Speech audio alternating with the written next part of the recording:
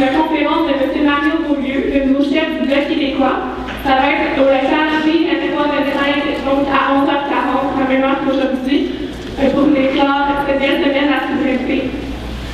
Donc aujourd'hui, sur le débat des candidats à la direction du Parti québécois, on a la chance d'avoir un excellent modérateur, M.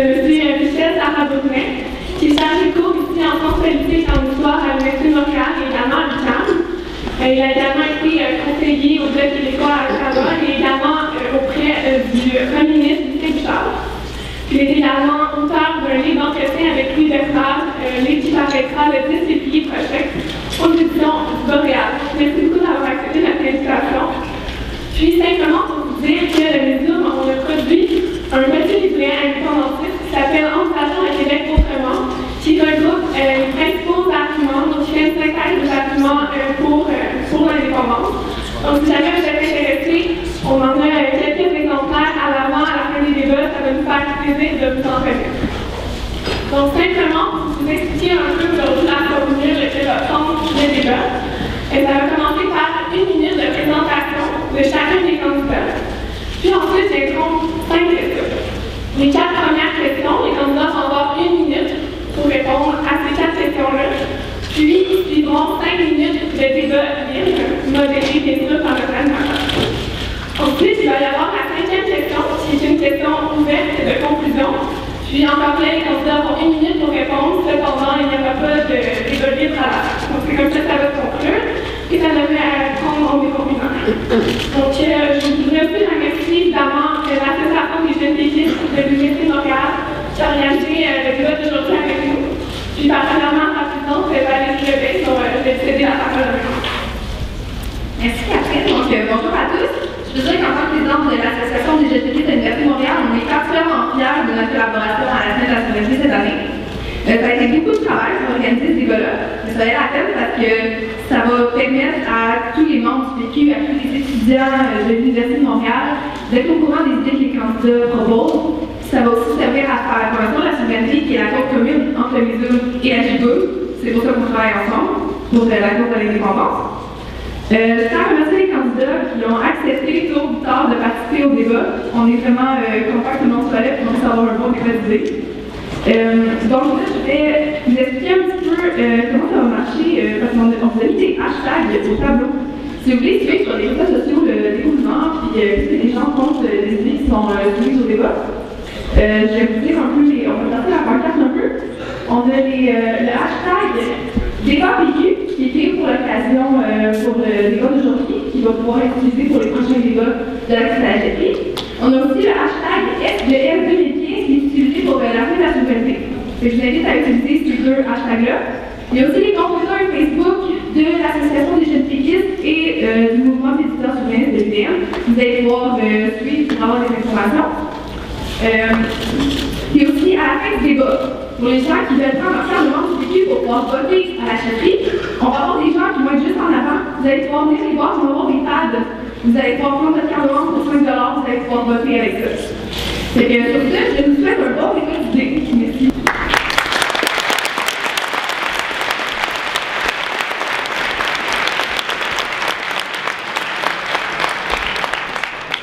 Bonjour et bienvenue à l'Université de Montréal. Nous avons la chance au Québec de vivre en démocratie. Ça veut dire choisir les chefs des partis politiques et ensuite les dirigeants des gouvernements et parfois choisir un pays. Ça peut arriver qu'on nous appelle à cette décision-là. Le mouvement des étudiants souverainistes de l'Université de Montréal, le MESOM, qui est l'association des jeunes péquistes de l'Université de Montréal, l'HPOUM, vous donne l'occasion de vivre le début de ce processus démocratique. Long processus qui va se dérouler jusqu'au mois de mai avec le choix de la prochaine chef ou du prochain chef du Parti québécois. Les 5 candidats officiellement nommés, ils sont tous présents en personne ou virtuellement. Aujourd'hui, M. Pierre Serré, M. Alexandre Petit, M. Martin-Ville, Mme Robert et M. Martin Rollet et M. Pierre Ferrero. Vous nous entendez bien, M. Ferrero? Est-ce que vous nous entendez bien? Très bien, merci beaucoup. Alors, on vous a déjà expliqué qu'il y aura en fait 6 blocs qui commence par une introduction d'1 minute de chacun des candidats. Pour chacun de ces blocs-là, on a fait un tirage au sort pour la droit de parole initiale. Et donc, pour le bloc d'introduction, je vais vous donner l'ordre maintenant. Donc, chacun des candidats va se présenter en 1 minute. Et ce sera d'abord M. Drainville, Mme Ouellette, M. Bellado, M. Cloutier et M. Serré. Donc, on a un bloc d'introduction où il n'y aura pas de débat. Les débats se dérouleront pour les questions qui suivront. Alors, la parole à M. Drainville. Merci. Salut tout le monde. 1 minute. Province ou pays? Je pense que c'est le choix fondamental devant lequel nous sommes placés comme Québécois. Vous savez, nos adversaires, ils sont moins fédéralistes que provincialistes. Ils veulent nous garder dans un statut de province comme les autres, et moi, je n'accepterai jamais que le Québec est une province comme les autres. On est une nation, on a 400 ans d'histoire, on est venu ici pour partager le territoire avec les Premières Nations, on est fait d'un Québec de tous les horizons, de toutes les provenances, unis par la langue française, avec des valeurs fortes. On veut un Québec prospère, un Québec de plus en plus solidaire, égalitaire, un Québec vert. Et je pense qu'il faut recommencer à mettre de l'avant les avantages d'être un pays. Ce sera toujours mieux d'être un pays que de rester une province. Il faut recommencer à le dire, il faut recommencer à gagner le débat d'idées en mettant l'accent notamment sur le fait que ce qui est vraiment risqué, c'est de rester une province du Canada. Ce qui est vraiment risqué, c'est de rester une province, pas de se donner notre propre pays. Merci.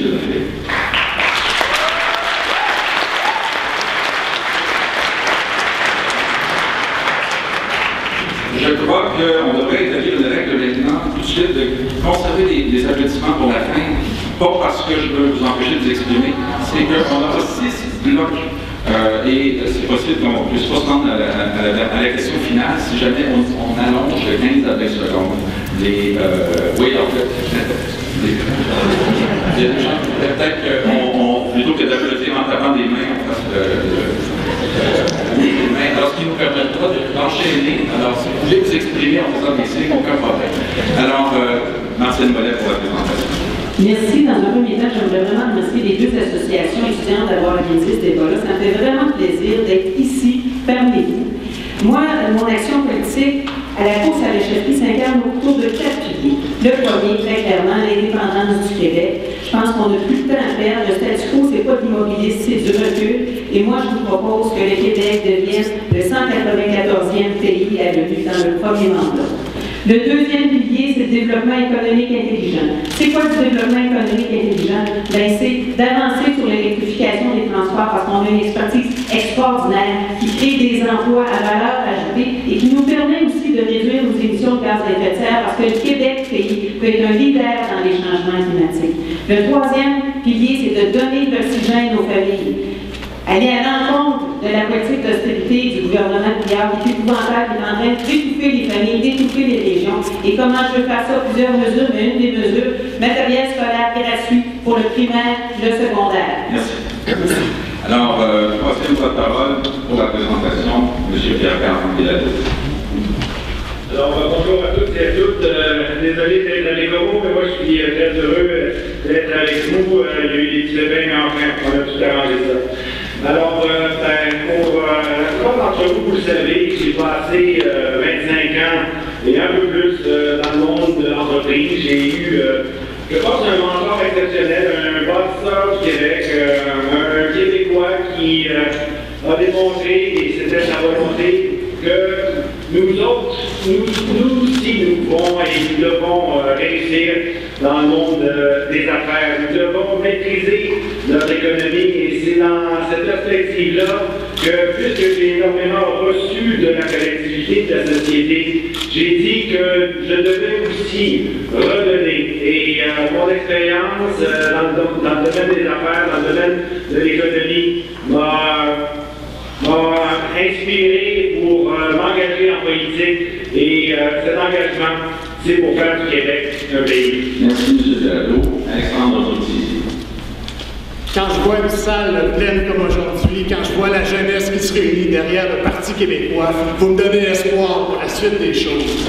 Je suis profondément convaincu que le Parti québécois ne peut plus être juste une copie carbone de ce que nous avons été par le passé. Il faut prendre acte du fait que depuis 1998, on n'arrête pas de perdre des appuis. Il est grand temps qu'on recommence à se rassembler, qu'on amène des nouvelles idées au Parti québécois et qu'il y ait du nouveau monde qui se joint à nous. Et c'est exactement la course au leadership que j'essaie de mener. Sur la souveraineté, il est grand temps qu'on recommence à se rassembler. On n'a plus le loisir de se diviser entre nous. Il est grand temps que le mouvement souverainiste définisse plus clairement son programme, se donne des objectifs, mais se donne aussi les moyens de son ambition. Moi, je crois en l'intervention de l'État. Je veux faire de l'État québécois. Je veux qu'on se donne comme objectif d'avoir le meilleur système d'éducation au monde dans un Québec pays. Merci. Merci, Eric. Alors moi, je suis le 5e candidat. Ça donne bien. Je viens des milieux sociaux, coordonnateur au comité chômage de Montréal, porte-parole du Conseil national des chômeurs, en pré-campagne comme mes collègues depuis 3 mois pour parcourir le Québec. Et j'ai dû répondre assez souvent à une question, « T'es qui, toi? » Alors j'ai répondu, j'ai trouvé ces mots très simples. Vous me présentez qui deviennent le cadre de ma campagne. Je viens d'Abitibi. Mon père a travaillé dans les mines, ma mère était professeure d'art plastique. J'ai grandi dans un quartier à Bonavanda qui s'appelle le quartier des vétérans, qui n'était pas très riche. Mes appartenances sont toujours restées là, avec le monde, avec les travailleurs, avec leurs problèmes. J'ai 55 ans, j'ai passé ma vie à défendre les droits sociaux des travailleurs, j'en suis très fier, et je pense que la justice et l'équité nous ont permis de progresser comme société. Merci. Merci à tous les 5. Alors, écoutez, un volet qui est composé de questions d'étudiants où chacun des candidats aura 1 minute pour répondre dans un ordre qui a été déterminé par Sarah Chaussard. Et pour chacune de ces questions-là, suivra un débat véritable de 5 minutes entre les différents candidats. Donc, c'est un débat. Donc, la première question, je vais d'abord vous donner l'ordre dans lequel vous avez parlé pour que la première personne soit prête. Et donc, pour la question numéro 1, c'est M. Serré qui sera le premier à répondre. M. Pédalo, Pierre Pédalo, 2e, 3e, Bernard Trindé, 4e, Marcel Bolette, 5e, Alexandre Gauthier. Et la question est d'Alexandra Maillard, étudiante en génie civil et système de l'Université de Montréal. Alors, la question est suivante. L'Université de Montréal est présentement face à un manque de fonds clients. Considérant qu'à chaque année, 29% du financement des universités québécoises va aux établissements secondaires alors que les engagements font pour moins de 10% de la population du Québec, prenez-vous l'engagement d'agir face à ce déséquilibre afin de financer plus adéquatement les universités francophones? Si oui, comment proposez-vous de le faire? Donc, c'est M. Serré qui a la première minute. Permettez-moi d'utiliser le « nous » parce qu'on est une gang. Si sans cette gang, moi, je ne serais pas candidat. On a bâti un programme qu'on a mis sur la place publique à partir du mois d'octobre. Et on utilise ces mots-là. Une société grandit ou rétrécit à la hauteur de ce qu'on investit en éducation. N'oublions jamais d'où nous venons. Moi, j'ai 55 ans, j'ai dit tantôt, la génération de mon père, il n'y a pas si longtemps, il y avait de la misère à terminer leur école primaire. Mon père, il s'est rendu à l'école jusqu'en 5e année. J'en suis très fier de mon père. Et la génération de lui, c'est l'histoire d'un peuple de porteurs d'eau, d'un peuple d'opprimés. Moi, j'ai fait mon cégep un petit peu d'université, mais bon. Mes fils vont à l'université, un est rendu en sciences politiques en maîtrise, j'en suis très fier, bien sûr, comme père. Mais surtout fier comme société, ce qu'on a été capable de se donner comme outil pour assurer notre développement. Et que fait l'actuel gouvernement? C'est de rétrécir, couper dans les budgets des commissions scolaires, dans le primaire et le secondaire, et on me coupe ici. Je viendrai. Merci. Alors, deuxième droit de parole sur cette question de financement des universités francophones, Pierre Pédalo. Écoutez, Pierre a tout à fait raison. Nous avons une histoire et on ne peut pas faire l'économie de cette histoire-là.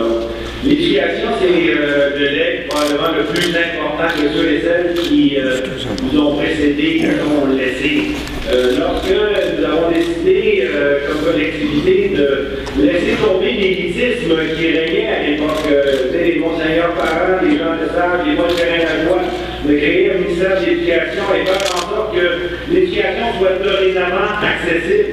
Mais ça a été un geste, on est passé, si je peux dire, d'être un Canadien français à un Québécois québécois.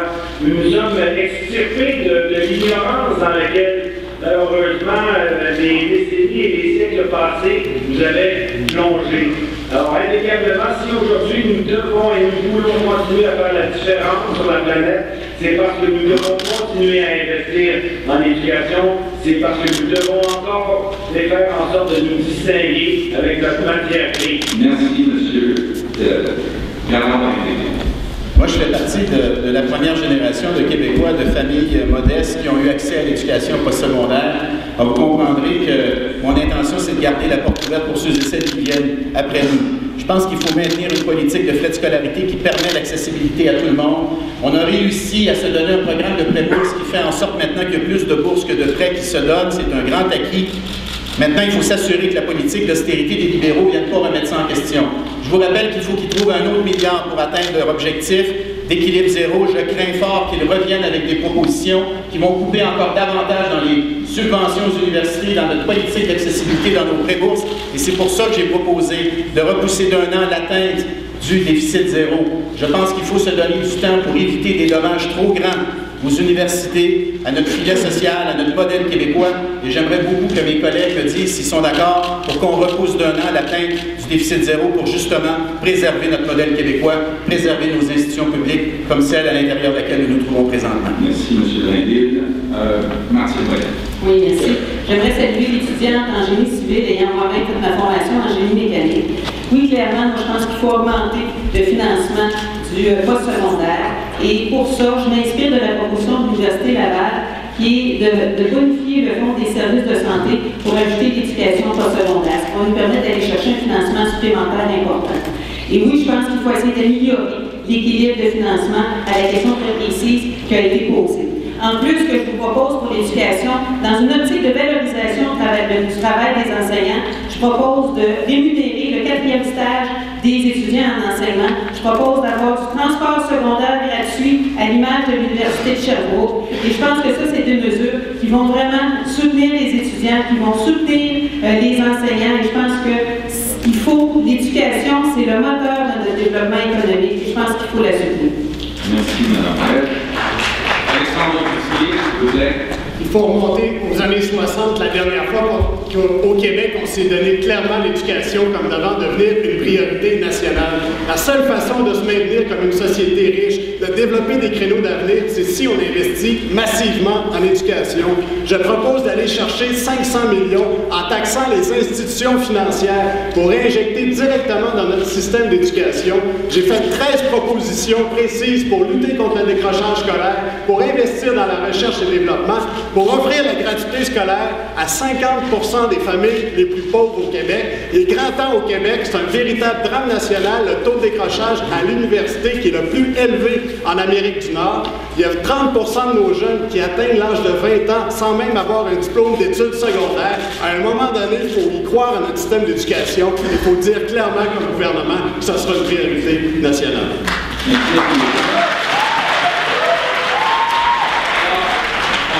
La première partie de ce bloc, parce que la deuxième partie, c'est un débat.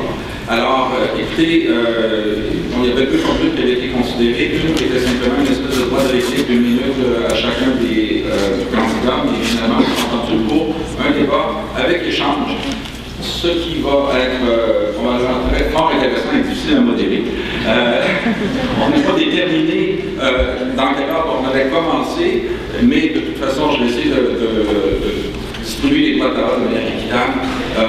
Je veux seulement vous rappeler une chose, c'est que la question porte aussi sur l'équilibre entre les universités anglophones et francophones. Alors, je comprends que dans votre déclaration initiale, vous soyez allé de considération générale sur le financement des universités, mais j'aimerais vous entendre aussi sur cet équilibre-là. Alors, qui veut commencer?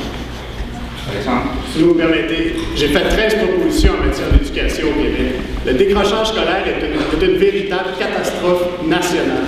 J'ai proposé de mettre 100 millions pour une politique nationale qui part du primaire jusqu'au secondaire. J'ai également proposé des bourses à la mobilité des étudiants pour que nos cégeps dans les régions arrêtent d'être à moitié pleins. Je souhaite également créer à l'université des bourses à la persévérance scolaire pour donner une tape dans le dos à ceux qui poursuivent leurs études à temps plein et qui ne lâchent pas, parce que malheureusement, on a un des taux de décrochage les plus élevés à l'université.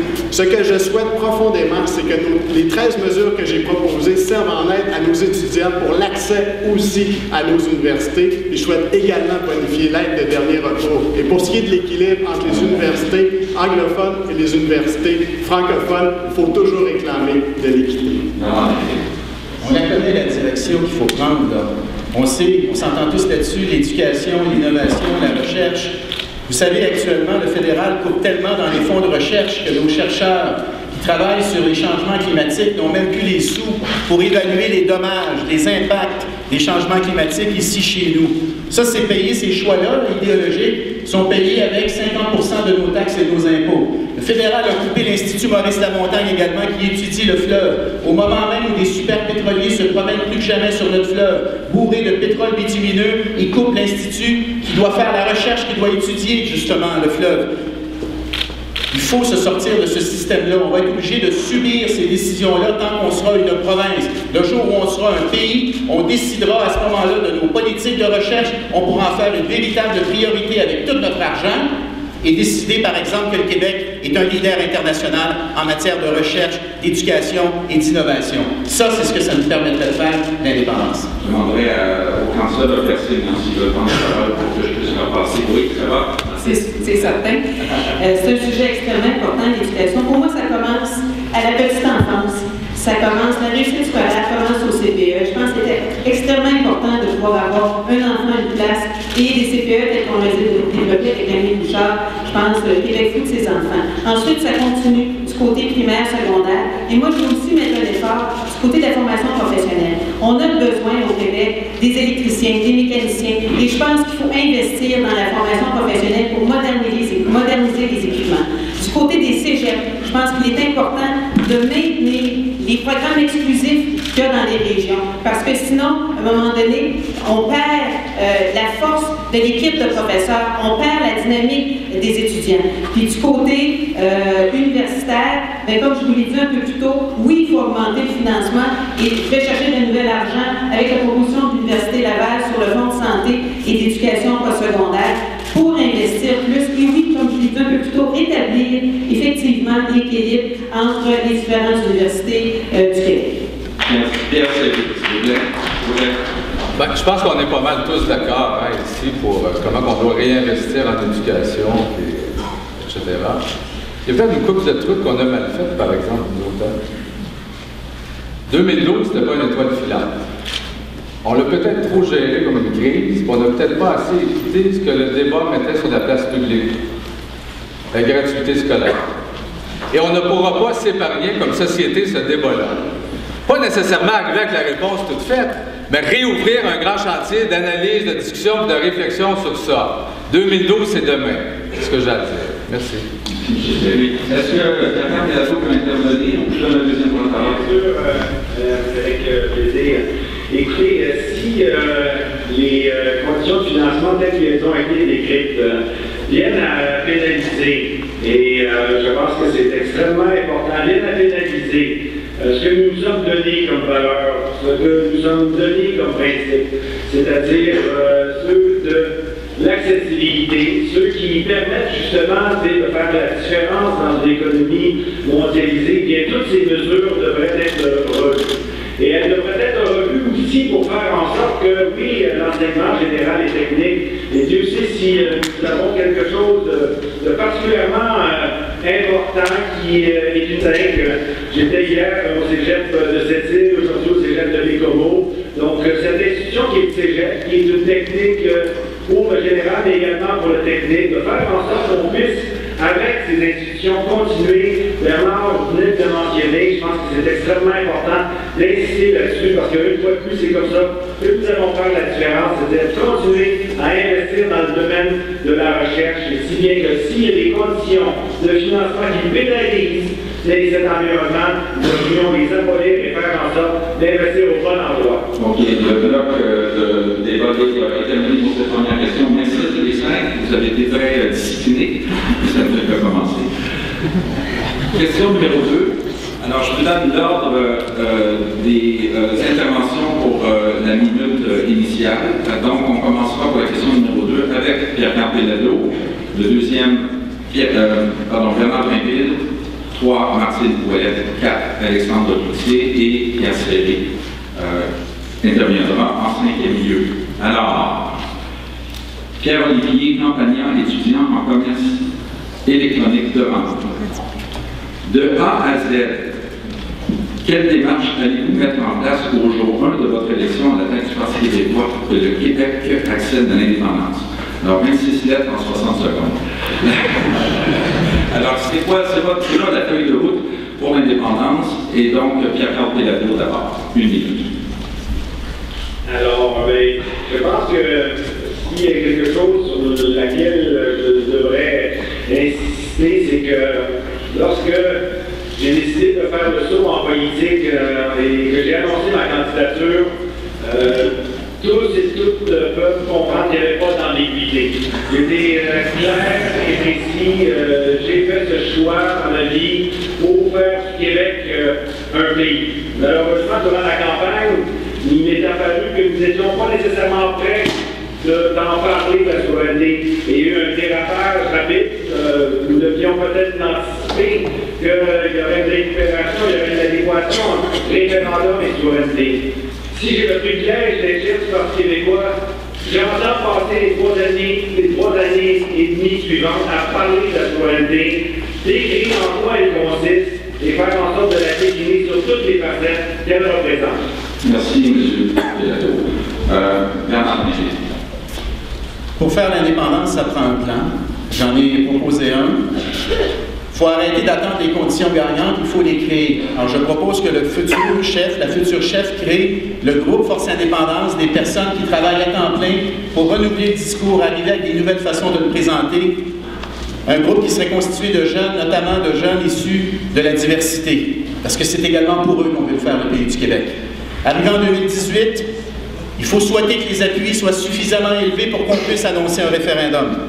Si les appuis ne sont pas suffisamment élevés, à ce moment-là, il faut être clair avec les Québécois et leur dire, on n'a pas les chiffres, il n'y en aura pas de référendum.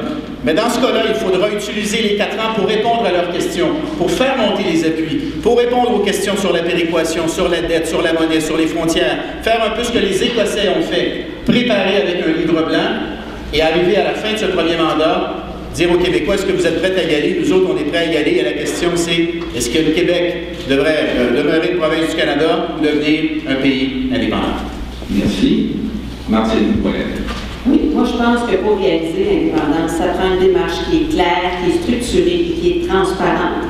C'est important, l'indépendance, ça ne se fera pas par une personne, ça va se faire par le peuple du Québec. Et pour ça, moi, ce que je propose, c'est dès maintenant, commencer à documenter. Quand j'ai commencé à réfléchir à cette question-là, c'est quand même assez paradoxal. On n'est pas travaillé à documenter, par exemple, des pensions. Les pensions en 80, ils ont fait peur avec les pensions. En 95, ils ont fait peur avec les pensions. Quand je suis allée en Écosse, les Britanniques ont fait peur avec les pensions. C'est important de documenter cette question-là. C'est facile à faire. C'est du temps, mais c'est facile. Donc, c'est important de documenter. Et moi, je veux réaliser l'indépendance dans le premier mandat. Et pour moi, c'est clair que c'est possible de le faire. Et comment c'est possible? Moi, j'ai été en guillemets à l'école de Jacques Parizeau. Et Jacques Parizeau a complètement reconstruit le Parti québécois. Il nous a mené à un référendum gagnant. On se l'est fait voler. Mais il était gagnant. Et ça, dans une période de 6 ans, donc on a du temps. Et utilisons ce temps-là pour se préparer dès maintenant et pour faire du Québec le 194e école. Merci, Martine Ouellette. Alexandre Routier. La tâche que nous avons à faire, elle est colossale. Il faut se mettre à l'ouvrage dès maintenant. Dès l'élection du prochain chef du Parti québécois, en mai 2015, dorénavant, 1$ sur 2 qui va être ramassé par le Parti québécois va servir à la préparation de l'indépendance.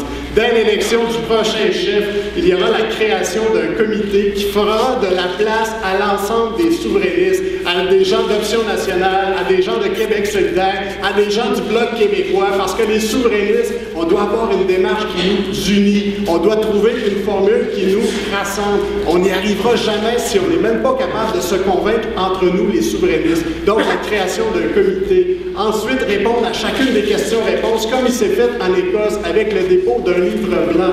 Première année du gouvernement, il faut déposer une constitution à la fois actuelle et transitoire. Il faut déposer notre question-réponse et il faut ensuite mettre la population dans le coup parce qu'on a besoin de 3 millions de personnes pour gagner le prochain référendum. Il en manque encore.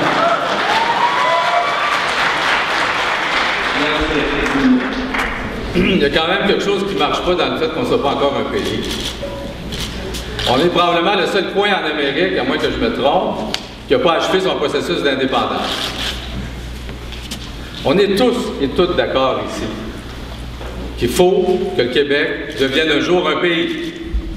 Et tous ceux et toutes celles qui nous ont précédés étaient aussi d'accord avec ce grand projet historique que le Québec devienne un pays. L'approche nous différencie. Nous, on propose d'être proactifs. On veut arriver à destination. Alors, il faut créer des rassemblements, il faut bâtir des majorités. Il faut aller au-devant de la population. On a une idée, mais en 1 minute, c'est un petit peu court, je reviendrai dans quelques instants. On a un programme et on va vous le distribuer tantôt. Je pense qu'on a des bonnes idées à soumettre, j'y reviens. Très bien. Alors, on entreprend maintenant la période de départ. Alexandre Cloutier a levé la main, alors j'invite les autres de faire de même. Alors, je t'ai rendu. Une fois que tu arrives au gouvernement, une fois qu'on est au gouvernement, qu'est-ce qu'on fait? On explique aux Québécois en quoi ça va être bon pour les régions, en quoi ça va être bon pour les jeunes, en quoi ça va être bon pour l'économie du Québec. Ça, là, c'est le dépôt du question-réponse qu'on appelle un livre blanc. Il faut aussi déposer la Constitution actuelle et transitoire. Il faut rassurer les gens. C'est quoi le principal argument contre la souveraineté? C'est la peur. Et pour rassurer les gens, il faut répondre avec des questions précises. C'est pas parce qu'on n'est pas dans les sondages qu'il ne faut pas y croire. Regardez les Écossais, ils étaient à 30% quand ils se sont lancés dans la consultation populaire et ils ont réussi à obtenir 45%. Moi, ce que je veux, c'est mettre la montre dans le coup parce qu'on a besoin de 3 millions pour gagner. C'est pour ça que j'ai proposé de créer un registre d'1 million de personnes. Ce 1 million de personnes-là, ça va être quoi? Ça va être des ambassadeurs pour réussir à aller chercher les gens qui nous manquent pour qu'en bout de course, on gagne. Parce que le but, c'est pas juste d'avoir une consultation populaire. Le but, c'est de gagner. Parce que la prochaine fois, on ne peut pas se tromper. Merci. Martin Ouellet. Actuellement, si le Québec n'est pas un pays, si le Québec est juste une province, ben on n'a pas voix dans les forums internationaux. Par exemple, fin novembre 2015, va avoir lieu le forum sur les changements climatiques. C'est qui va aller représenter le Québec au forum sur les changements climatiques? C'est le Canada. Le Canada, qui est le plus pourri des pays de la planète,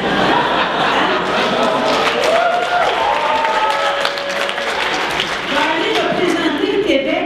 Nous, qui est un leader mondial dans les changements climatiques, 99% de notre électricité verte, on a une expertise extraordinaire, mais non, c'est le Canada qui va aller nous représenter. Et pour ceux qui pensent que le Québec ne serait pas viable comme un pays, on serait le 27e du côté du produit intérieur brut, puis qui est à côté de nous autres?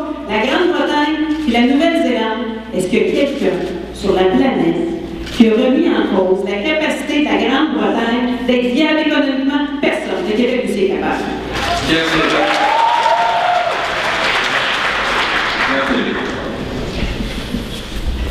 Nous, ce qu'on propose comme mécanique, on n'est ni dans la logique des conditions gagnantes, ni dans une autre logique de fonçons tête baissée. Il faut provoquer des situations. Et ce que nous proposons, c'est par mandat électoral, en faire un enjeu lors des prochaines élections. Celle d'ouvrir une négociation unilatéralement avec Ottawa. Et basée, fondée, une nouvelle entente, fondée sur l'égalité des peuples. Une table, 2 chaises. On va négocier avec Ottawa. Le pouvoir exclusif de faire nos lois. La condition première d'un gouvernement responsable. Administrer l'entièreté des taxes et des impôts prélevés sur notre territoire. Légiférer sur nos relations internationales. Être propriétaire de notre territoire et de toutes ses voies de communication. Une négociation d'1 an établissant les conditions d'une nouvelle entente fondée sur l'égalité. Ça ne marche pas. Ils ne veulent pas, on ferme les livres, on appelle un référendum sur l'indépendance du Québec, avec une question simple. Voulez-vous que le Québec devienne un pays? Et on va y consacrer toutes nos forces, toute notre créativité et toutes nos énergies jusqu'à la dernière goutte de notre sueur. Et nous gagnerons. Oui. Alors, si je comprends bien, Martine, c'est un référendum dans le premier mandat. Alex, référendum dans un premier mandat si on a 1 million de signatures. Pierre, tu as ton propre plan. Moi, je vous ai parlé du mien tout à l'heure. Moi, j'ai trois questions que j'aimerais qu'on discute. Premièrement, est-ce qu'on s'entend qu'en 2018, lorsqu'arrivera l'élection, il va falloir être clair avec les Québécois? La dernière fois, on n'a pas été clair, on a vu ce qui est arrivé. Moi, je pense qu'il va falloir dire aux Québécois la prochaine fois s'il y en a un ou s'il n'y en a pas de référendum. Et j'aimerais ça qu'on ait une réponse claire, tous et chacun d'entre nous, à cette question-là. Pierre-Carl, si jamais tu ne peux pas tenir de référendum dans un premier mandat, est-ce que tu es d'accord pour utiliser les ressources de l'État pour, par exemple, prévoir les prévisions financières et économiques d'un Québec indépendant, préparer l'État, préparer le Québec pour qu'on puisse en faire un référendum dans un éventuel deuxième mandat? Est-ce que c'est une position avec laquelle tu es d'accord? Parce que ce que je comprends, c'est que tu ne nous dis pas encore si tu vas faire un référendum dans un premier mandat ou pas, mais si jamais tu ne peux pas en tenir un, est-ce que tu es d'accord pour utiliser les ressources de l'État pour le préparer, répondre aux questions des Québécois sur la péréquation et sur tout le reste? Vu qu'on a peu de temps, on va laisser, vu qu'il a été interpellé, M. Pélato répondre, puis ensuite, Alexandre Courcelle a demandé la parole, donc je vais laisser maintenant la parole. Donc, M. Pélato, à la question de M. Drinville. Écoutez, je voudrais poursuivre un petit peu aussi dans ce que disait Alexandre, et ce que je disais aussi tout à l'heure, il faut travailler sur la souveraineté. Oui, l'expérience dans d'autres pays ont démontré que l'inquiétude, la crainte, la peur sont des véhicules qui sont constamment utilisés pour nier le droit des peuples à l'autodétermination. Alors, parlions d'éducation, ça nécessite d'extirper les citoyens de l'ignorance. Et c'est parce que nous allons parler de la souveraineté, c'est parce que nous allons la définir, la souveraineté territoriale, la souveraineté énergétique, culturelle, la souveraineté identitaire, la souveraineté internationale, que nous aurons le fardeau. Mais je suis très optimiste de prouver qu'un Québec indépendant, un Québec, un pays, doit être un Québec plus riche. Un Québec plus riche qui va faire en sorte justement que nous puissions garder ces valeurs, ce modèle québécois, cette société distincte, ces valeurs que nous avons héritées de ceux et celles qui nous ont précédés. C'est terminé. Je vais vous faire peur avec le bonhomme 7 heures. Nous avons tous les outils pour réussir. C'est terminé, M. Pélato. M. Pélato, de cette décision. Merci beaucoup. Merci beaucoup, je trouve très bien. On a dépassé le 5 minutes, étant donné qu'un peu qui avait levé la main avant la fin de la période, je vais laisser 10 à 15 secondes à M. Alexandre Courtier et Mme Martine Paulette de donner le mot de la fin pour ce débat. Ce que je veux dire, c'est sur la question de la souveraineté. On ne peut plus rester assis entre deux chaises. Il faut répondre par oui ou non sur qu'est-ce qu'on va faire. Bernard, c'est pas si je vais avoir 1 million de personnes, c'est je vais aller chercher 1 million de personnes. Parce qu'en bout de course, on a besoin de 3 millions de monde pour gagner. Puis si on n'est même pas capable d'aller chercher 1 million pour se donner un pays, Bernard, on n'y arrivera jamais. C'est pour ça qu'il faut se fixer comme objectif. Puis Bernard, avec respect, tu peux pas dire aux souverainistes, écoutez, on va utiliser de l'argent pour la souveraineté, mais je m'excuse, on ne tiendra pas de référendum. Voilà.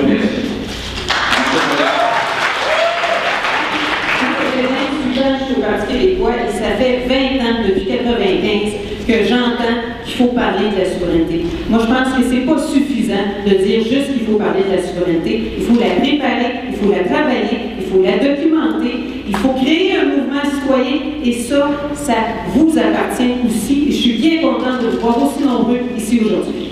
Alors, étant donné que M. Drinville a été interpellé, maintenant qu'il est règle au fur et à mesure, je vais Alex, on s'entend tous les deux qu'il faut la préparer, mais je pense qu'il faut être clair avec les Québécois la prochaine fois. Moi, ce que je dis, c'est que si l'appui est élevé, on va y aller en référendum, il va falloir être clair dans un premier mandat. Si l'appui n'est pas suffisant, il faut le dire il faut le dire qu'il n'y en aura pas de référendum si l'appui n'est pas suffisant. C'est la leçon de la dernière élection. Et ce que je crains, c'est que, à la question qu'on te posera, est-ce qu'il y en aura un ou pas? Bien, ça sera ni oui ni non, ce sera peut-être parce que tu vas dire, bien, écoutez, ça va dépendre de mes signatures. Je respecte ton plan, mais ce que je te dis, c'est que tu ne pourras pas dire clairement aux Québécois, il y en a-tu un ou il n'y en a pas. Tu vas être dans le peut-être, il y en aura, peut-être qu'il n'y en aura pas, ça va dépendre des signatures. Et ce que je te dis, c'est que ce manque de clarté-là, c'est ça qui nous a fait très mal à la dernière campagne électorale. C'est tout ce que je dis. 5 secondes. Mais s'il vous plaît, n'appelez pas les Mais j'en prends dans la vie. Écoute, Bernard, on va se parler tantôt dans la dos, parce que quand tu dis qu'il faut être clair avec la loi, c'est sûr qu'il faut être clair. Mais là, ce que tu dis, c'est que tu vas voir à 3 semaines avant l'élection si finalement tu vas dire aux Québécois comment voulez-vous mobiliser. Les gens dans la salle, là, ils vont embarquer avec nous si on leur donne une date, si on leur dit quels moyens on va utiliser, puis comment on va se mettre à l'ouvrage. C'est comme ça qu'on va mobiliser le monde, en se fixant des objectifs. Dans la vie, de façon générale, ça marche de même. On se fixe des objectifs, on se donne des moyens, puis après ça, on pose pour les autres. Alors, ça commence à se réchauffer un peu, le contenu du débat commence à porter fruit. Alors, pour la troisième question, je vous donne l'ordre du droit de parole pour la minute initiale. Ce sera Bernard Drinville, Martine Ouellette en deuxième lieu, 3, Alexandre Routier, 4, Pierre Serré et 5, Pierre-Carl Péladeus. Donc, pour la question 3, qui est la suivante, elle est de Laetitia Letellier-Bispo, étudiante en relations industrielles. Considérant que le Parti québécois a des liens historiques avec les syndicats, mais qui se sont effrités au cours des dernières années, quelle est votre vision de la relation que le Parti devrait entretenir avec ceux-ci, avec les syndicats? Donc, pour une minute, Bernard Drinville. Alors, dès mon lancement de campagne, moi, je dis que j'étais favorable à la modernisation de la loi anti-SCAM qui favorise la protection des travailleurs. Maintenant, sur le monde du travail, moi, ce qui me fatigue le plus présentement, c'est la politique d'austérité des libéraux et en particulier le fait qu'ils s'en prennent à nouveau à nos enseignants, enseignantes, à nos infirmières, à nos fonctionnaires. Nous, si on est des indépendantistes, c'est parce qu'on croit en l'État. On veut rapatrier tous nos pouvoirs au sein de l'État québécois. L'État, c'est quoi? C'est nos écoles, c'est nos universités, c'est nos hôpitaux, c'est nos garderies. Donc, c'est nos infirmières, c'est nos enseignants, c'est nos profs, c'est nos éducatrices. Il faut cesser de les dénigrer. Mais la politique actuelle du gouvernement libéral, c'est de les appauvrir. C'est un employé sur 8 au Québec, les gens du service public. C'est plus de 500 000 personnes. Quand on s'attaque aux infirmières, aux profs, aux éducatrices, aux infirmières, aux enseignants, on s'attaque à notre classe moyenne. Et donc, je pense qu'il faut, comme parti, dont un des fondements est la social-démocratie, revaloriser le rôle du service public et de ceux et celles qui travaillent pour nos concitoyens au sein de l'État québécois. Très bien, merci. Martine Ouellette. Oui, les syndicats, c'est les représentants des travailleurs. Les travailleurs, c'est le moteur du développement économique du Québec. Les syndicats, après le gouvernement, c'est ceux qui ont le plus contribué à la redistribution de la richesse du Québec avec l'amélioration des conditions de travailleurs des syndicats. Donc, je pense qu'il faut travailler en collaboration avec l'ensemble du mouvement de la société, oui, avec les syndicats, mais le milieu des affaires environnementaux avec les étudiants. Sur le Code du travail, c'est le Parti québécois qui a mis en place le Code du travail en 1977, et c'est sûr que depuis ce temps-là, les conditions ont vraiment évolué. On a maintenant Internet, il est possible de faire du télétravail, et donc ça a un gros impact. Je crois qu'il est essentiel qu'on modernise le Code du travail pour être capable de pouvoir inclure ces nouvelles dispositions-là et de rétablir l'équilibre lors de grève ou l'accord. Et dans ce sens-là, Guy Leclerc, le député du Parti québécois, a déposé un projet de loi en 2010 et je crois qu'on devrait l'adopter. Comme député de Lac-Saint-Jean, j'ai vécu un des plus importants conflits de l'histoire du Québec. Rio Tinto Alcan a décidé d'aller en encart, a décidé de mettre ses ouvriers dans la rue. Pourquoi? Parce qu'il était incapable de s'entendre sur les conditions de travail. J'ai clairement pris position en faveur des travailleurs, parce qu'appuyer les travailleurs, c'est appuyer la classe moyenne, c'est appuyer monsieur, madame, tout le monde. Rio Tinto Alcan produit de l'aluminium à même nos ressources naturelles. C'est important d'assurer que les travailleurs bénéficient de cet avantage. J'ai clairement pris position. Mais en même temps, il faut faire preuve de gros bon sens. Parce que quand tu es chef d'État, tu as aussi la responsabilité à la fois de l'employeur, mais aussi de la protection des employés. Il faut donc faire preuve de dialogue, de modestie, d'écoute, mais aussi de cohérence. Et c'est exactement ce que je veux offrir aux Québécois. Donc, quatrième, Guatemala, Pierre Serré. J'aime bien la cohérence. En 2012, on avait dans notre programme de moderniser la loi sur 2 heures de grève. Il n'y a rien qui a été fait. En 2014, l'année passée, c'était un peu gênant. C'était plus dans notre programme. On devait encadrer comment on les appelle, les agences de placement temporaire qui prennent de plus en plus de place dans notre société, qui deviennent intermédiaires pour des employeurs qui veulent éviter la syndicalisation de leurs employés. On n'a rien fait. On devait moderniser la loi de la santé et sécurité au travail parce qu'il y a des maladies qui ne sont pas répertoriées, parce que le harcèlement psychologique en milieu de travail est mal défendu. On ne l'a pas fait. Est-ce que le passé devient garant de la crédibilité des engagements qu'on a aujourd'hui? Moi, je pense que quand on fait de la politique, on doit la faire guider par des idées, par des convictions, et par un projet de société et une vision du développement de cette société. Ce qu'on a bâti comme société qui s'appelle le modèle québécois, qui n'est pas à droite, puis qui n'est pas à gauche, qui est à nous autres, qui nous ressemble, etc., on doit le défendre comme la prunelle de nos yeux. Modèle de concertation et d'équilibre. Alors, donnez-moi la parole Pierre-Marc Péladeau sur le Parti québécois et les syndicats. Oui, comme dit Pierre, le modèle québécois, ben, il a démarré justement par les organisations syndicales dans l'adversité, qui était celle que nous avons historiquement évité dans les confrontations avec les entreprises. Puis n'ayons pas peur de notre passé, les entreprises anglo-saxonnes, qui n'avaient pas comme intérêt prioritaire ceux et celles des Québécois et des Québécoises. Alors, c'est aussi et surtout par les organisations syndicales que nous avons amorcé, si je peux dire, un processus d'affirmation que la santé, la sécurité, les conditions de rémunération adéquates étaient dignes d'être représentées, étaient dignes d'être obtenues de la part des entreprises. Et c'est comme ça que le Parti québécois aussi s'est fondé dans la même perspective de l'affirmation. J'ai fait le tour des régions. Ce matin encore, j'étais avec les représentants syndicaux de chez Résolu, de chez Alco, le président du syndicat. Et j'aimerais revenir sur ce que disait aussi Bernard. On a 2 minutes à écouter, monsieur. La volonté d'abandonner, nous abandonnons l'économie, nous abandonnons nos régions. Il faut continuer à travailler avec les organisations syndicales pour bâtir l'avenir de demain, l'avenir du pays, l'avenir de nos entreprises et l'avenir de nos organisations syndicales. On va considérer que le débat est commencé. Oui, évidemment, les syndicats sont des partenaires importants dans toutes les grandes décisions collectives et ça doit continuer comme ça avec les autres groupes. On doit tous être assis autour de la même table et s'entendre comme on le fait par le passé. Maintenant, il faut toujours réaliser qu'il y a 2 systèmes, il y a 2 droits actuellement qui s'appliquent au Québec. Je ne sais pas si vous le saviez, mais il y a 200 000 employés qui relèvent de la compétence fédérale en matière de travail, donc des employés dans les banques, des employés dans les compagnies aériennes, des employés dans les chemins de fer qui relèvent du droit du travail fédéral. Ces 200 000 personnes-là, ça fait en sorte, par exemple, qu'elles ne sont pas protégées par la loi 101 pour ce qui est de la langue française. La CSST ne s'applique pas si jamais ils sont blessés. Une femme qui veut prendre un retrait préventif parce que sa grossesse est à risque ne peut pas le faire parce que c'est la législation fédérale qui s'applique. Donc, ce que je vous dis, c'est que le jour où on sera... Tu sais, quand on parle d'arguments concrets pour convaincre les gens, bien, le jour où on aura un pays, on aura un droit qui va s'appliquer à tout le monde, y compris à ces 200 000 personnes québécoises qui actuellement n'ont pas droit à certains avantages que les autres Québécois, auxquels les autres Québécois ont droit. Merci, M. Drainville. Si vous souhaitez pour cette intervention sont longues, vous réduisez la chance que je vous redonne la parole pendant le débat. Moi, je pense que les syndicats, avec les mesures qui ont amené de protection au niveau des travailleurs, sont à la base de la création de la classe moyenne. Mais il faut continuer à améliorer les conditions de travail. Entre autres, moi, je peux vous parler des clauses orphelins.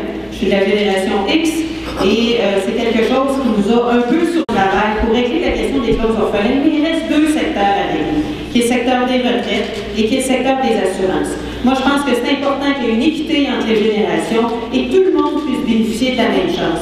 Donc, on doit avancer de ce côté-là en collaboration avec les syndicats. Un autre volet aussi où il faudrait avancer, c'est du côté de la prévention. C'est déjà dans les lois, sauf que ça s'applique seulement à 2 secteurs, à quelques secteurs, les mines, les aciéries en particulier. Il faudrait que ça s'applique à l'ensemble des secteurs parce qu'on sait que la prévention en santé et sécurité, à quel point ça a un impact. Fait que ça, c'est des choses que je veux mettre de l'avant comme chef du Parti québécois et comme première ministre. Alexandre Cloutier. Oui. Cet enjeu soulève toute une série de questions et je m'adresse davantage à mon ami Pierre Carl.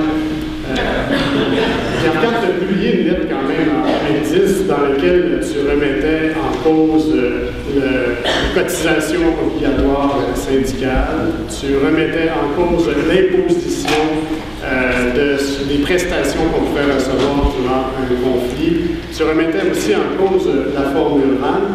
et tu n'as pas plaidé non plus pour la modernisation de la loi handicap. Comme ce sont toutes des mesures que le Parti québécois et René Lévesque a mis en œuvre et que tu souhaites diriger le Parti québécois, j'aimerais savoir si ta avancée a évolué depuis.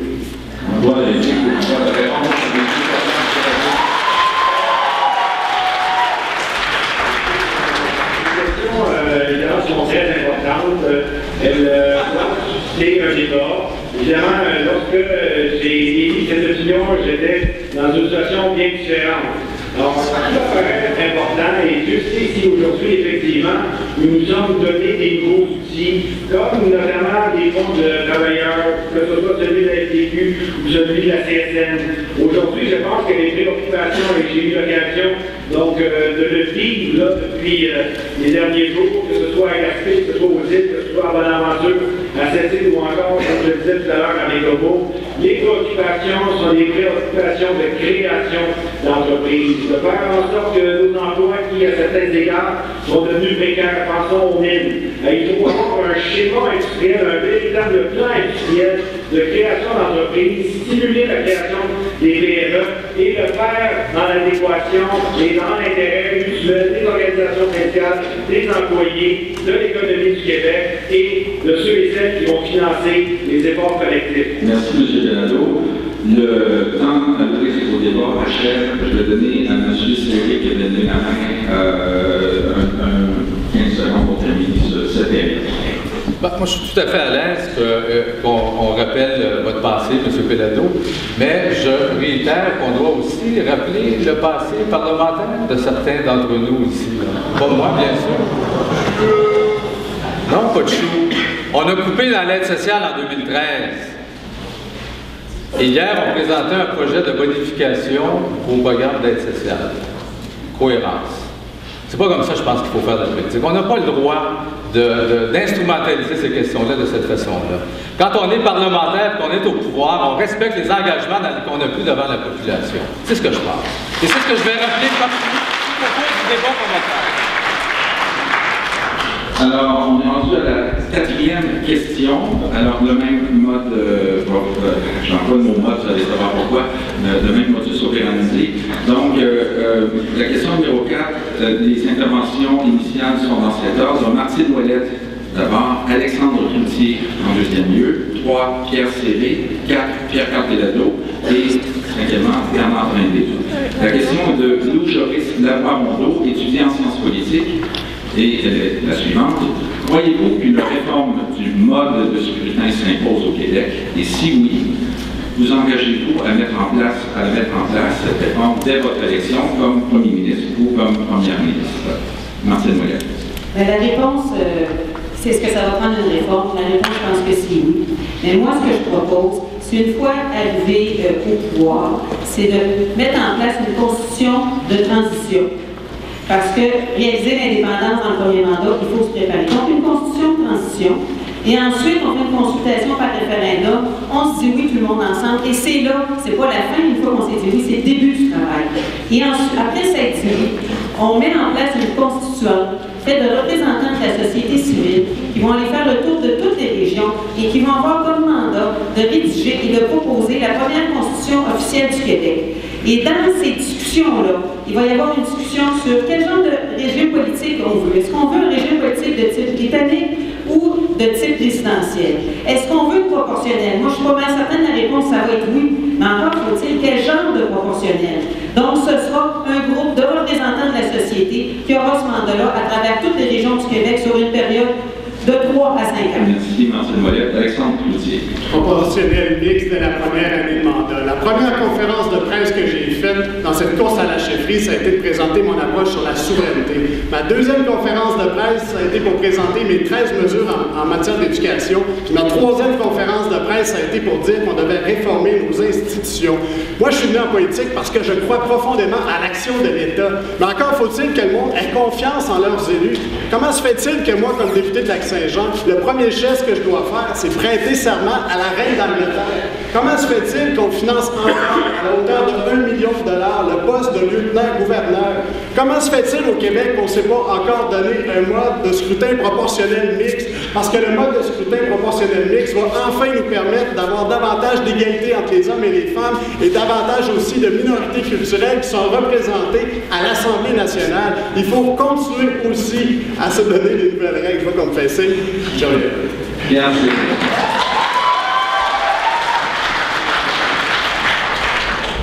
Je pense qu'on est vraiment rendu là comme société. Là. La réforme du mode de scrutin, ça presse.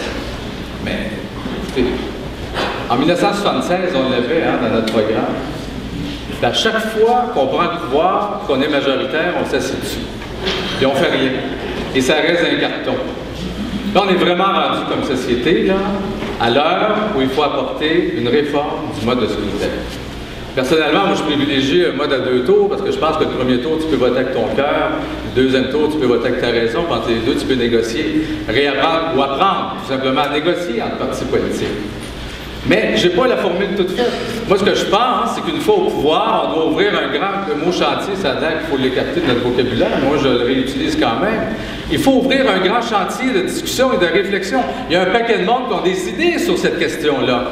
Et pas une commission parlementaire à Québec où on fait venir le monde à l'Assemblée nationale. On va voir le monde en région, on les écoute, on fait une synthèse, on fait des propositions à l'Assemblée nationale et une proposition qui va permettre d'équilibre entre les réalités régionales et la diversité politique qu'on a maintenant au Québec. Il y a aussi, on va pas faire l'économie de notre histoire. Oui, c'est un régime anglo-saxon britannique auquel nous avons hérité, essentiellement aussi dans le passé des bipartistes. Donc le système électoral est aussi relatif à cette conjoncture, à cet environnement. Je suis d'avis, comme Pierre, que nous devons consulter la population sur des questions aussi importantes. Il va falloir transitionner. Je ne pense pas qu'on peut passer immédiatement d'un système électoral qui est installé depuis des décennies, voire des siècles, à quelque chose de nouveau. Ceci étant, moi je dirais aussi dans la perspective de la consultation. Pierre le mentionne, le cynisme s'est instauré depuis les dernières années, particulièrement avec le gouvernement libéral de Jean Charest. Et nous faisons face à l'espèce d'éloignement des citoyens face à la politique, et ça c'est une très mauvaise chose pour un pays qui veut justement cultiver sa démocratie. Alors j'ai plutôt d'avis, à l'heure de l'économie numérique, à l'heure où nous sommes capables de communiquer plus fréquemment aux citoyens, que nous trouvons des moyens de le faire et que nous soyons encore, je veux dire, avant-gardistes, comme tous ceux et celles qui nous ont précédés au Parti québécois ont été lorsqu'ils ont instauré la loi sur le financement des partis politiques. Merci, M. Bell. Donc, il reste Bernard Drinville pour ce bloc. Ensuite, on en va à la période de débat. Alors justement, parlant de la loi sur le financement des partis, c'est une des 3 lois d'intégrité démocratique qu'on a fait voter lorsqu'on était au gouvernement. J'ai fait voter cette loi-là à l'unanimité. On a cassé le système des prête-noms. Avec ça, on a éloigné l'argent de la politique. On a institué la proportionnelle du financement des partis parce que plus que tu as de votes, plus que tu as de financement public. J'ai fait voter la loi également sur les élections à date fixe. On va tester pour la première fois dans ce mandat-ci. Et j'ai fait voter aussi le droit de vote sur les campus.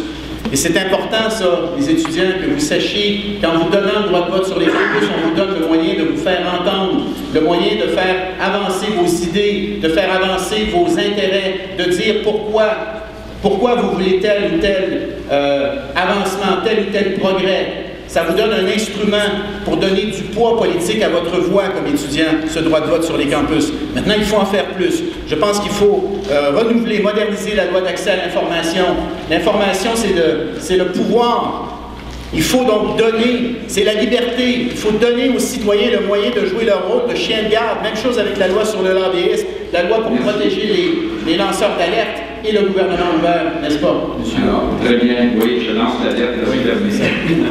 Alors, on arrive dans le débat. Alexandre Cloutier demande la parole déjà, Pierre Serré, et ensuite on enchaîne. Alors, débat de 5 minutes sur la question du mode de scrutin. Bernard Drinville a été un bon ministre des institutions, puis on a adopté des bonnes réformes sous notre gouvernement. Mais maintenant, il faut aller plus loin. Nos institutions sont archaïques. Je ne sais pas si vous avez déjà regardé les débats à l'Assemblée nationale, mais honnêtement, je pense qu'on pourrait faire un petit peu mieux. Il semble qu'on pourrait être davantage plus juste dans nos propos, un peu moins partisans, faire preuve davantage de hauteur. Moi, je veux également redonner un peu plus de pouvoir à nos députés. Je veux donner plus de marge de un peu moins de lignes de parti pour moderniser et donner un peu d'air frais. J'ai aussi proposé de donner le vote dans cette course au leadership à tous ceux et celles qui seraient des sympathisants du Parti québécois. Je vais continuer à défendre cette idée-là, même si malheureusement j'ai perdu le combat, parce que je suis convaincu qu'il faut unir et amener le plus de monde derrière une formation politique. Merci. Je suis d'accord avec toi, Alexandre. Moi, je pense qu'on est rendu à un moment de notre histoire, de notre société, il faut changer nos façons de faire. Je reviens sur 2012. C'était bien sûr la lutte contre la hausse des frais de scolarité. C'était pour certains et plusieurs la lutte pour la gratuité scolaire. Mais ce que j'ai vu de la jeunesse, ce que j'ai vu d'une bonne partie de notre population, c'était un questionnement profond, sincère, des frontières de notre démocratie, de notre façon de faire de la politique. Et ce questionnement-là, il va rester, il va demeurer. Parce que ceux en 2012 vont vieillir, ils vont prendre des places à bien des endroits, puis vont ramener leurs préoccupations. On doit changer nos façons de faire. Merci, Noël. Oui. Moi, je pense que la réforme démocratique, c'est aussi, la démocratie, c'est aussi beaucoup d'informations. On dit que l'information, c'est le quatrième pouvoir. Donc, je pense que c'est important, avec les médias privés qui se sont retirés des régions, avec Radio-Canada qui n'arrête pas d'avoir des coupures, moi, je propose qu'on instaure des bureaux régionaux d'information, qu'on instaure à Télé-Québec un bulletin quotidien d'information, et plus loin que ça, qu'on crée Télé-Québec Information, une chaîne d'information en continu. Pourquoi? Parce que la diversité des sources d'information, c'est un élément essentiel à la transparence, à la démocratie au Québec. Et je pense qu'avec toute la concentration des médias que nous avons vécu dans les dernières années, il est de la responsabilité de l'État de pouvoir assurer cette diversité d'informations-là. Bernard Dranguet. Sur la question du mode de scrutin, moi je pense qu'une commission non partisane pourrait non seulement évaluer la proportionnelle, mais évaluer également le système préférentiel. Vous savez que vous votez premier choix, deuxième choix, troisième choix, quatrième choix. Je pense qu'on pourrait l'évaluer également. Le système à 2 tours également pourrait être intéressant à évaluer parce qu'il favorise les coalitions, les alliances. Maintenant, soyons francs, là, si on veut vraiment parler de révolution démocratique, là, il y a juste une façon de vraiment la faire, là, c'est de se débarrasser de la monarchie, de se débarrasser du Sénat, du lieutenant-gouverneur, du gouverneur général, puis plutôt que d'être dans un parlement où on est 23%, puis avec un nombre déclinant, qu'on se donne donc un pays avec un parlement dans lequel on sera 100% des députés qui représenteront à ce moment-là un Québec indépendant. Ce serait ça la vraie révolution démocratique. Martine Ouellet. Oui, je suis tout à fait d'accord. Tout à fait d'accord. Je pense qu'effectivement, on a un palier de trop. Et je voulais juste ajouter, je dis créer Télé-Québec Information, mais très clairement, dans un Québec indépendant, on intègre à Télé-Québec tout Radio-Canada Québec. On s'entend là-dessus. Donc, je pense qu'effectivement, si on veut avoir une vraie démocratie, si on veut arrêter que le fédéral prenne des décisions à notre place, par exemple sur le registre des armes à feu, c'est assez effrayant, ça vient de où? Moi, je suis ingénieur mécanique, j'ai fait mes cours en 88 et 92. Ça vient de la Polytechnique. C'est le Québec qui a voulu le registre des armes à feu. Et maintenant, on va avoir les données. Et ils ont voulu nous dire non. On a payé pour ça. Puis ils nous disent non, il faut aller en cours pour aller les chercher. Combien de temps encore on va accepter ça? Moi, je vous dis, il est urgent qu'on réalise l'indépendance du Québec. Il reste quelques secondes dans ce dernier bloc de débat. Est-ce que M. Delano voulait intervenir? Avec plaisir, je vais être très bref. Donc, nous avions parlé plutôt, évidemment, de l'exigence de parler de la souveraineté, mais cette souveraineté aussi, elle doit s'exprimer à l'intérieur de la collectivité. Et un des éléments sur lesquels j'aimerais insister, mais je ne ferai pas longtemps, j'essaie d'être très bref, c'est la souveraineté populaire. Donc, la volonté de faire de la politique autrement, oblige ici un Québec indépendant, et c'est dans cette perspective, de plus fréquemment consulter les citoyens et les citoyennes sur les enjeux nationaux, que ce ne soit pas uniquement un rendez-vous tous les 4 ans, que ce soit un processus permanent. Merci, M. Delano. Ça clôt la 4e question et le 4e débat. Vous pouvez le dire, tous les candidats.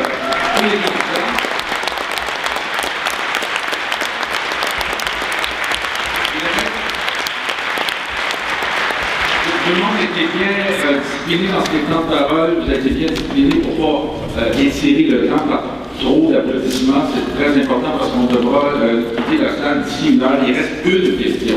La question qui tue. En fait, il y aura fera pas de débat à cette question-là. Chacune aura 1 minute comme d'habitude. Je m'excuse à l'avance, M. Pellato, je vais probablement encore vous couper parce que vous ne voyez pas les signaux quand votre temps est terminé. Alors, oui, c'est ça, il faudrait que je gesticule.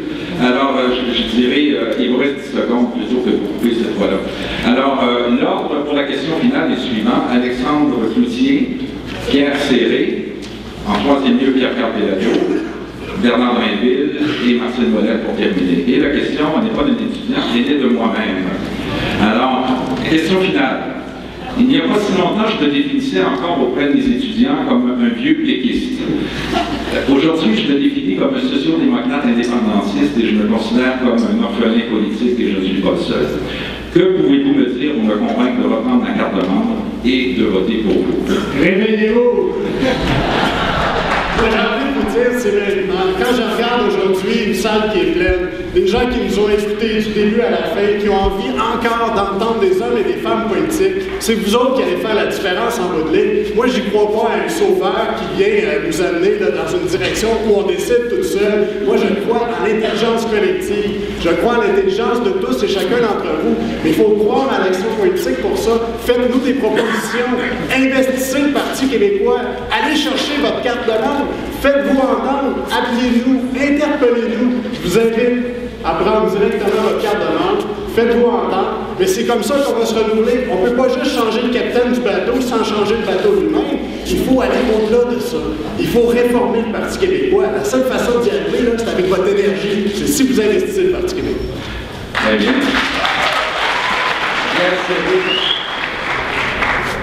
Je pense que le 7 avril n'est pas un accident de parcours.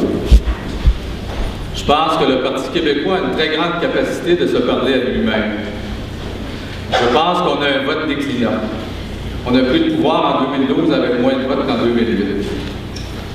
Alors, on ne peut pas séparer la radiographie et le débat sur toutes ces questions-là.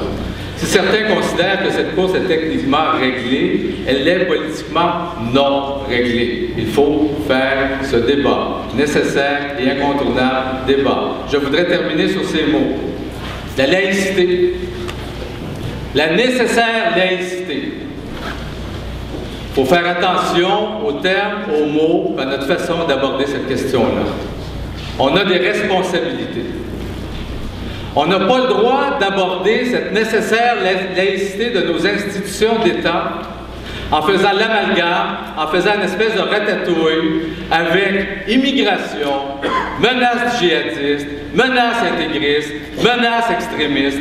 On doit plutôt chercher à rassembler, à bâtir des majorités, pas à ostraciser une partie de notre population.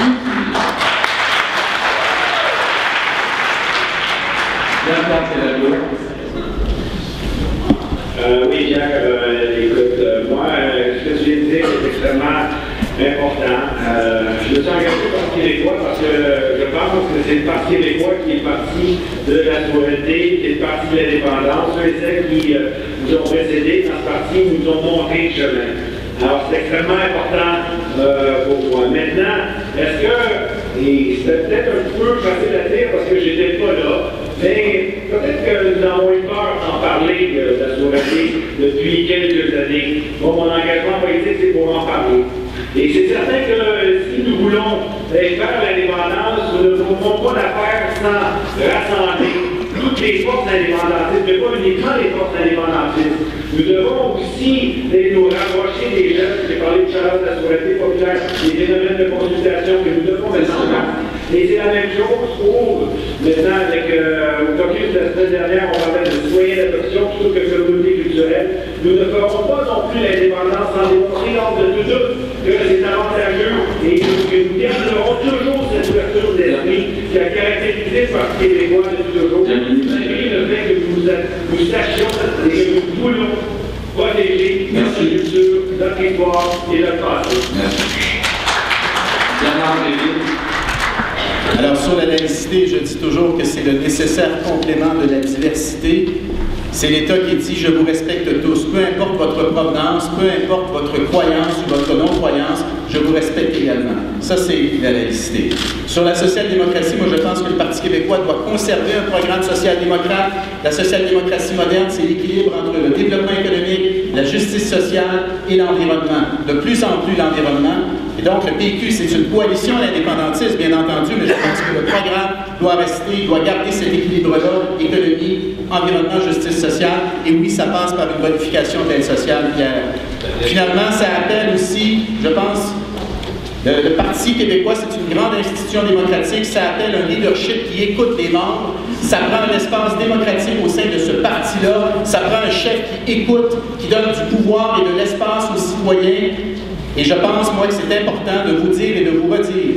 Devenez membre, allez voter, et si vous êtes là au PQ, lorsque je serai là, vous en aurez de la place pour débattre. J'ai jamais eu peur des débats, il y en aura des débats, parce qu'on a besoin de vous, les militants, pour faire avancer ce parti-là et se reconnecter avec le Québec. Merci beaucoup.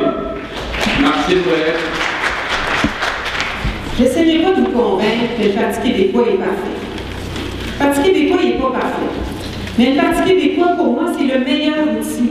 C'est le meilleur outil pour contrer le saccage de l'État. Les libéraux sont en train de tout saccager le modèle québécois avec les coupes à grandeur du Québec, la grandeur des dossiers. Le Parti québécois, c'est le meilleur outil pour réaliser l'indépendance. Mais si vous voulez qu'il soit encore meilleur, il faut que vous l'investissiez, le Parti québécois. Il faut que vous travailliez avec le Parti québécois pour amener des idées. Et le Parti québécois a déjà été ouvert aux idées. Moi, ça fait 28 ans que je suis au Parti québécois. J'ai été dans toutes les instances possibles et imaginables du Parti québécois. J'ai eu l'opportunité d'écrire dans le programme du Parti québécois la politique nationale de l'eau, qui est devenue la politique nationale de l'eau du gouvernement. Fait que c'est ça qui fait la différence. Si vous voulez que le Parti québécois vous ressemble plus, c'est important de l'investir et le Parti québécois doit revenir à ses bases qui très clairement pour moi sont la social-démocratie, sont l'indépendance et vous me permettrez d'ajouter en plus avec l'évolution du contexte qui sont l'environnement. Fait que moi je vous invite à devenir membre du Parti québécois et à participer à la course à la chefferie parce que le vote qui va se faire le 15 mai, c'est pas anodin et c'est ça qui va décider de la suite des choses. Merci beaucoup, merci à tous les gens.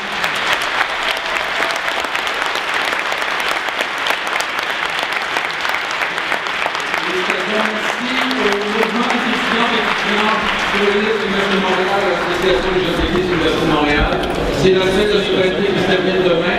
Merci pour votre présence. On va libérer la salle. Au revoir.